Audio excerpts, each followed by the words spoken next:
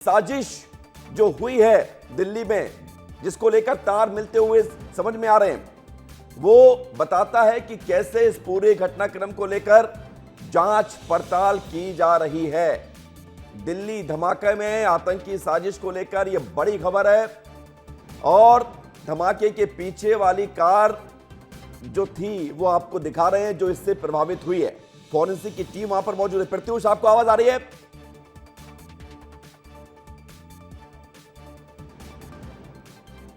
और आपको जल्दी से ये भी बता देते हैं कि कब कब नवंबर में बड़े बड़े घटनाक्रम हुए।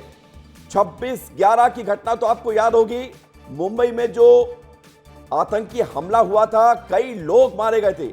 9/11 ये सितंबर की घटना है, अमेरिका में जो सितंबर को हुई थी, और 10/11 ये घटना कल की है। प्रत्युष हमारे साथ जुड़ गए हैं। प्रत्युष, आप कहां पर पहुंच गए हैं और मुझे तस्वीर दिखाइए, जानकारी भी दीजिए। जी बिल्कुल विवेक, मैं लाल किले पे वहीं पे मौजूद हूँ जहाँ पे ये घटना हुआ था, जहाँ पे ये ब्लास्ट हुआ था। और आप तस्वीरें देखिए एक बार कि यहाँ पे जो पुलिस है वो मौजूद है यहाँ पे, और पूरे इलाके को जो है वो बैरिकेड कर दिया गया है। अब आपको वो पार्किंग दिखाते हैं जहाँ पे जो है वो ब्लास्ट हुआ था। अभी फिलहाल जो है यहाँ पे एजेंसियाँ है वो अंदर नहीं जाने दे रही है क्योंकि वो जाँच कर रही है। आप देखिए विवेक, ये जो तमाम जो पुलिस की जो गाड़ी है वो जा रही है, और ये सीपी ऑफ पुलिस जो है वो जा रहे हैं यहाँ पे। और विवेक देखिए, इसके साथ ही साथ अगर आपको हम पार्किंग का एरिया दिखाएं तो पार्किंग एरिया में आप देखिए कि अभी यहाँ पे क्या स्थिति है। यहाँ पे यही वो पार्किंग एरिया है। पहले ये देखिए रेड फोर्ट पार्किंग एरिया है ये, और यही वो पार्किंग एरिया है जहाँ पे वो हादसा हुआ था। और देखिए विवेक, ये जो पीछे वाला एरिया है, और यहाँ पे जो है अभी जो तमाम जो एजेंसियां हैं, तमाम जो पुलिस बल हैं वो यहाँ पे मौजूद हैं और जांच हो रही है, इसीलिए अंदर जाना जो है मना है। और तमाम जो लोग हैं, पुलिस बल हैं, वो तैनात हैं। विवेक, सबसे बड़ी बात ये है कि यहाँ पे जितनी सघन जो है जांच हो रही है, इससे साफ पता लगता है कि कोई बहुत बड़ा हादसा है। और लगातार जो पुलिस के अधिकारी हैं, आला अधिकारी हैं, वो आ रहे हैं और अंदर जा रहे हैं, जाँच कर रहे हैं। पुलिस को छोड़ के, एजेंसी को छोड़ के ना ही मीडिया ना ही कुछ किसी को वहाँ पर नहीं जाने दिया जा रहा है। और छोटी से छोटी जो सैंपल्स हैं उसको इकट्ठे किए जा रहे हैं, क्योंकि अभी भी यहाँ पे जो है कुछ ऐसे जानकारी मिल सकते हैं। हालांकि जो कल रात को जो दृश्य था वो यहाँ पे नहीं है। अभी जो अरफा तरफी का जो माहौल था वो नहीं है, वो सबको क्लीन कर लिया गया है। लेकिन यहाँ का यही माहौल है कि अभी दिल्ली पुलिस और जो एजेंसी की टीम है वो यहाँ पे मौजूद है और वो यहाँ पे जाँच कर रही है। विवेक, प्रत्युष, ये जाँच तो हो रही है, जाँच होनी भी चाहिए। जरा कैमरे को पैन कर दीजिए आप, और मैं अब देखना चाहता हूं कि उसके आसपास जहां पर आपकी मौजूदगी है वहां से उस घटनास्थल की दूरी कितनी है, आसपास किस तरह की सिक्योरिटी डिप्लॉयमेंट है, वहां पर अगर लोग मौजूद हैं तो उनसे बात करने की कोशिश करिए।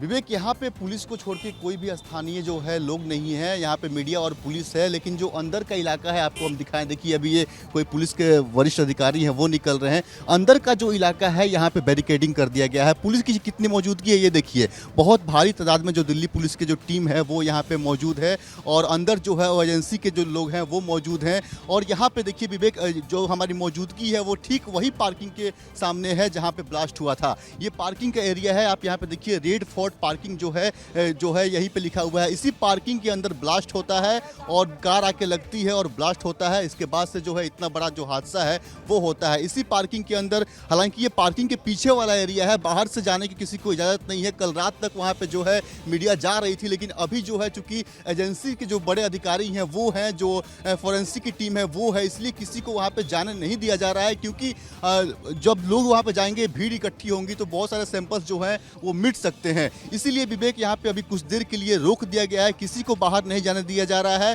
पूरे इलाके को बैरिकेड कर दिया गया है। और जो अधिकारी हैं देखिए यहाँ पे जो जा रहे हैं, इनकी भी जो है कार्ड की जो चेकिंग हो रही है, और जांच के बाद ही जाने दिया जा रहा है। अगर कोई अधिकारी भी है उसकी भी जांच हो रही है, दिल्ली पुलिस जो है वो पूछताछ कर रही है, तभी इस बैरिकेड के जो है अंदर जाने दिया जा रहा है। पूरे इलाके में जो है वो पुलिस छावनी में बदल गई है। अगर रोड पे देखिए कि कैसा माहौल है, तो आप देखिए यहाँ भी जो पुलिस बल है वो भी तैनात है। आम जो गाड़ी जा रही है उसकी भी पूछताछ हो रही है, और फिर ही तभी इसको जो है पार कर सकते हैं। ये पूरा जो है इस इलाके को एक तरीके से कह लीजिए कि अब जो है ये सेंसिटिव एरिया हो गया है और यहाँ पे जो है कोई भी कोर कसर जो है हम नहीं देख पा रहे हैं कि एजेंसी के द्वारा या फिर दिल्ली पुलिस के द्वारा छोड़ा जा रहा है। काफ़ी मुस्तैदी से यहाँ पे तैनाती है, अंदर जाने को किसी की इजाज़त नहीं है। ये जो एरिया है रोड के उस पर जो सुनहरी बाग मस्जिद की जो जिक्र हो रही है ये है, और यही सुनहरी बाग मंदिर के पीछे की जो है वो पार्किंग है, जिस पार्किंग में ये हादसा हुआ था। उस साइड की जो एरिया है उसमें वहाँ से जो है आवागमन जारी है, लेकिन ठीक इसके बगल जब आप लाल किला में प्रवेश कीजिएगा, रेड फोर्ट जो एंट्री गेट है, आप देखिए यहाँ पे सुनहरी मस्जिद, मेरी मौजूदगी ठीक वहीं पे है जहाँ पे ये घटना हुआ था, सुनहरी मस्जिद के पास। और इसके बगल में जो है पूरा जो एरिया होता है ये कभी कभी जो लोगों से भरा होता है। सुबह से जो लोग आते हैं वो सैर सपाटा करते हैं, शाम को बहुत भीड़ होती है, लेकिन अभी यहाँ पे कोई भी आम नागरिक नहीं है सिवाय दिल्ली पुलिस जो लोग लाल किले को देखने के लिए आते हैं, आज लाल किला क्या बंद रखा गया है? एंट्री मिलेगी कॉमन मैन को या नहीं मिलेगी?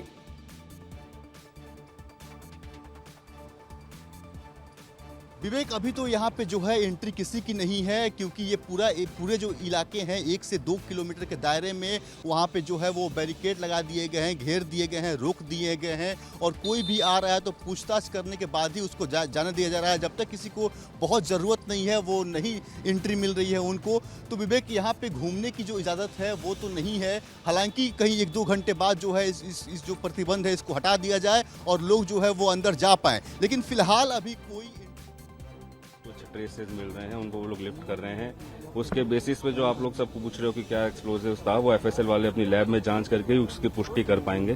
तो अभी इसके अलावा और कोई भी फैक्ट जो है वो बहुत ही प्रीमेच्योर है उसके बारे में बताना। Investigation is ongoing, there are many agencies of Delhi police and other agencies are working on it, and all of that has to be collated to come to a logical conclusion, and that will take time, and in due course we will update you.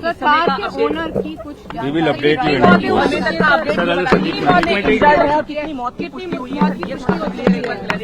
अभी उसके अंदर हम लोग को LNJP से जो हमारे पास figures हैं वो एक है, बाकी अभी मैं थोड़ी देर के अंदर आपको कंक्लूड कर पाऊंगा।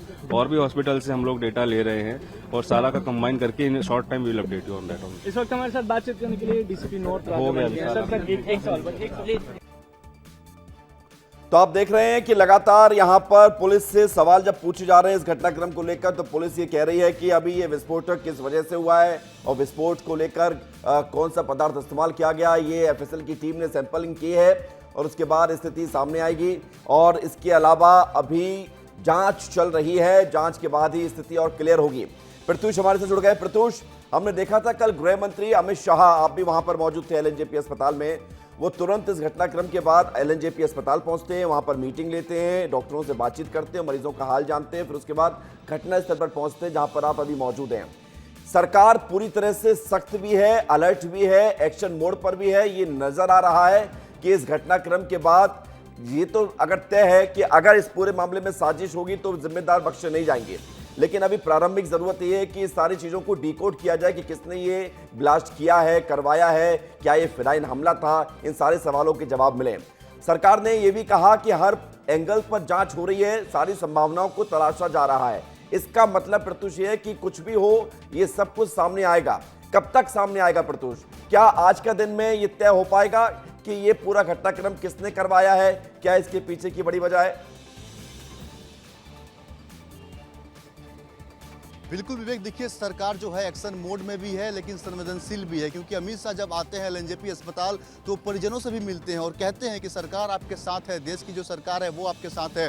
प्रधानमंत्री मोदी पल पल की रिपोर्ट ले रहे हैं, बैठक होने वाली है और बैठक तभी होने वाली है जब कुछ ना कुछ जो क्लू है वो एजेंसीज को मिली है और कुछ ना कुछ जो है रिपोर्ट जो है एजेंसी और डॉक्टर ने मिलकर तैयार की है, तभी बैठक होगी। और जैसे ही बैठक होगी और उसके बाद से जब अमित शाह आएंगे और जब बताएंगे, मीडिया से बातचीत करेंगे, उस समय मुझे लगता है कि ये कुछ हद तक जो है वो सब सामने आ जाएगा कि कैसा हमला था और किस प्रकार का हमला था, क्या साजिश थी। लेकिन सबसे बड़ी बात यह है विवेक कि अगर ये साजिश थी तो वो साजिश के तार कितने लंबे हैं इसका पता लगाना, और इसी को लेकर जो एएनआई है, जो एजेंसी है, जो दिल्ली पुलिस की टीम है, जो यूपी एटीएस की टीम है, वो इसमें कल रात से लगी हुई है। और कई सारे पुलिस अधिकारी और कई सारे अधिकारी है जो कल रात को यहाँ पे दिखाई दे रहे थे विवेक, वो अभी भी मौजूद हैं, वो अभी भी डटे हुए हैं। इसी को लेकर इस गंभीरता को समझिए कि वो सबसे पहले इस बात की पता लगाना चाह रहे हैं कि आखिर ये जो घटना हुआ है इसके तार कितने लंबे हैं, कहीं कुछ तो और जो बड़ी हादसा हो वो हम रोक सकते हैं तो रोक लेंगे। क्योंकि विवेक देखिए, दिल्ली का लाल किला का जो इलाका है ये काफ़ी जो है भीड़ भाड़ वाला एरिया है, और यहाँ पे अगर इस प्रकार की घटना हुई है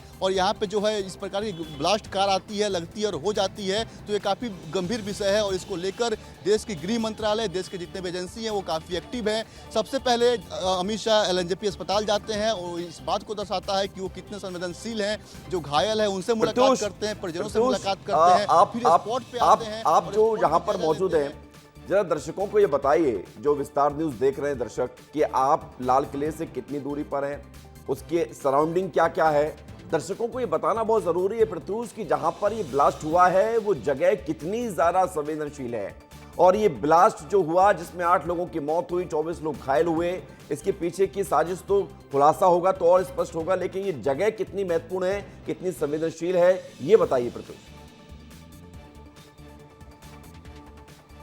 बिल्कुल विवेक, देखिए लाल किला का जो इलाका है, आप देखिए यहाँ पे आपको दिख रहा होगा लाल किला जो प्रवेश का गेट है, ये लाल किला प्रवेश गेट है, और इसके जस्ट पीछे सुनहरी बाग जो मस्जिद है वो है। आप यहाँ से अगर आपको दिखाइए आप जाके उसको कि सुनहरी बाग मस्जिद आपको दिख रहा होगा, ये सुनहरी बाग मस्जिद है। अब समझिए कि यहाँ पे सुनहरी बाग मस्जिद है, लाल किला का जो प्रवेश गेट है, दोनों है, तो यहाँ पे कितना ज़्यादा जो है भीड़ लोगों का हो रहा होगा। अमूमन यहाँ पे बहुत भीड़ होती है लेकिन अभी नहीं है। ये सुनहरी बाग मस्जिद है, ये लाल किला का जो है वो प्रवेश गेट है। और इसके बाद विवेक आप यहाँ पे आइएगा, इधर देखिए तस्वीर, यहाँ से जो है वो एंट्री मिलती है लोगों को, मतलब कि यहाँ पे जो है काफ़ी भीड़ रहती है। जो लोग आते हैं लाल किला में घूमने के लिए वो यहीं से जाते हैं। हालांकि ये जो इलाका है ये पीछे वाला इलाका है, क्योंकि पार्किंग साइड में जो है वो ब्लास्ट हुई थी, इसलिए हम यहीं पे मौजूद हैं। अब देखिए यहाँ पे ये हो गया सुनहरी बाग मस्जिद, ये हो गया सुनहरी बाग मस्जिद, यहाँ हो गया लाल किला का जो प्रवेश गेट, और इसके जस्ट पीछे जस्ट साइड में आप देखिएगा तो ये है पार्किंग एरिया, जहाँ पे जो है वो ब्लास्ट हुआ था, जो कार जो है वो ब्लास्ट हुआ था, ये है पार्किंग एरिया। हम हालांकि पीछे से आपको तस्वीर दिखा रहे हैं, आगे का जो एरिया है वहाँ पे जाना का जो है इजाज़त नहीं है। और देखिए ये है पूरा का पूरा पार्किंग एरिया। अभी भी कई सारी जो गाड़ियां हैं वो यहाँ पे लगी हुई हैं, कई सारे जो कार है वो यहाँ पे लगे हुए हैं, क्योंकि उस समय जितनी भी यहाँ पे गाड़ी थी वो उसके बाद से यहाँ से मूव नहीं कर पाई, यहाँ से निकल नहीं पाई, उसको यहीं पे रखा गया है। लेकिन यही जो पार्किंग एरिया है जहाँ पे कल रात को ये घटना घटी हुई थी, और यही एरिया है। इसके बाद देखिए कितना सेंसिटिव एरिया है ये बताना अगर आपको दिखाना चाहें तो देखिए अभी भी सुबह का वक्त है और रोड के उल्टे साइड देखिए कितनी भीड़ है। जो यहाँ पे आवागमन है वो ज़्यादा रहता है, क्योंकि लोग यहाँ से दफ्तर जाते हैं, बहुत सारे दुकानें हैं और बहुत भीड़ भाड़ वाला इलाका है, क्योंकि यहाँ पे मस्जिद भी है, सुनहरी बाग मस्जिद, और फिर लाल किला भी है। तो जाहिर से तौर पे ये दिल्ली का जो है वो मेन इलाका आता है, और इतना भीड़ भाड़ वाला इलाका कि अमूमन जो है ये पूरा जो इलाका है खचाखच भरा होता है। हालांकि जो ठीक है, लौट